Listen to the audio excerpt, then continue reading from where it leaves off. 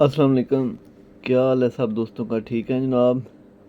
तो जनाब शहबाज बोल रहा हूँ तबीब चैनल से। तो दोस्तों आज जो मेडिसन लेके आया हूँ वो बड़ी अहम किस्म की मेडिसन है। अमूमन आमतौर पर आपको देखने में आया होगा कि जो छोटे बच्चे हैं उनके मुंह में सफ़ेद दाने बन जाते हैं।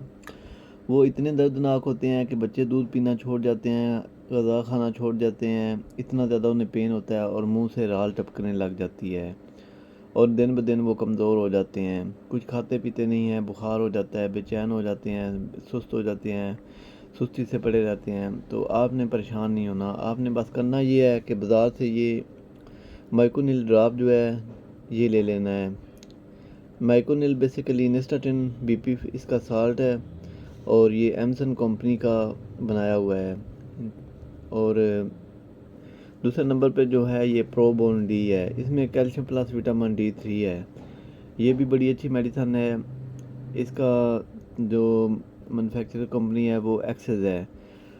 तो आपने ये दोनों शरबत ले लेने हैं। इन दोनों शरबतों को लेके आपने करना ये है कि इस ड्रॉपर में से एक एक ड्रॉपर दिन में 3 दफ़ा अपने बच्चे को पिलाना है।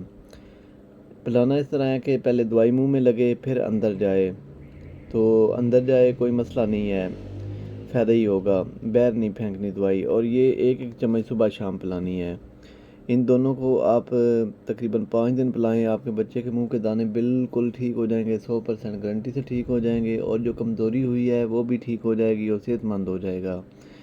तो अगर तो आपको ये बाज़ार से सेम मिल जाते हैं शरबत तो वेल एंड गुड, अगर नहीं मिलते तो आपने परेशान नहीं होना। आपने करना ये है कि नेस्टाटिन साल्ट में कोई भी मेडिसिन ले लेनी है ड्रॉपर, और Probone D calcium plus vitamin D3 में भी कोई मेडिसिन ले लेनी है किसी अच्छी कंपनी में।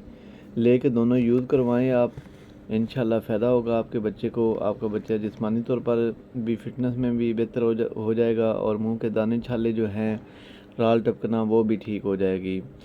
तो बड़ा ज़बरदस्त किस्म का फार्मूला है जनाब, इसे यूज़ करिएगा। जिसको किसी को भी दोस्त के बच्चे को हो उसे बताइएगा और उससे दुआएं लें।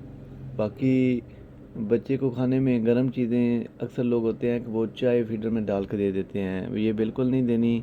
सिर्फ दूध पिलाना है। बाकी ठोस ग़िज़ा में खीर, दलिया, बन, बिस्किट वो आप उसका गोदा बना के दे सकते हैं। और सब्जियां, सालन वगैरह नहीं देना, नमकीन चीज़ें नहीं देनी, मीठी चीज़ें देनी है। तो जनाब मेरे चैनल को सब्सक्राइब करें, लाइक करें, शेयर करें और दुआओं में याद रखिएगा। ओके जी, अल्लाह हाफिज़।